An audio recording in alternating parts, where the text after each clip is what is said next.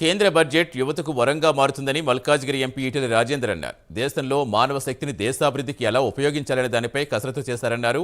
6 కోట్ల పరిశ్రమలకు షూరిటీ లేకుండా రుణాలు ఇవ్వటం, కాయిలా పడ్డ పరిశ్రమలకు ఆర్థికంగా తోడ్పాటు ఇవ్వటం ప్రభుత్వ ప్రాధాన్యతగా చెప్పారని ఈటెల తెలిపారు. దేశ అభివృద్ధిలో దీన్ని వాడాలి, దీన్ని ఎట్లా క్వాలిటేటివ్గా మార్చాలి, వీళ్ళకు ఆర్థిక పరిపుష్టి ఎట్లా కలిగించాలి, ప్రపంచంతో ఎట్లా పోటీ పడాలి, ప్రపంచంలో ఉన్నటువంటి నిరుద్యోగ సమస్యల మనల్ని వేధిస్తూ ఉంది. కాబట్టి ఇవాళ మన పౌరుడు అమెరికాకు పోయే పరిస్థితి లేదు, మన పౌరుడు యూరోప్ పోయే పరిస్థితి లేదు, మన పౌరుడు వేరే దేశాలకు పోయే పరిస్థితి లేదు. కాబట్టి మన యువశక్తిని, చదువుకున్న పిల్లల్ని వాళ్ళ కాళ్ళ మీద వాళ్ళు బతకడానికి కావాల్సిన శక్తిని, ధైర్యాన్ని, ఆర్థిక పరిపుష్టిని అందించాలనే సంకల్పం ఈ బడ్జెట్లో స్పష్టంగా కనబడతా ఉంది.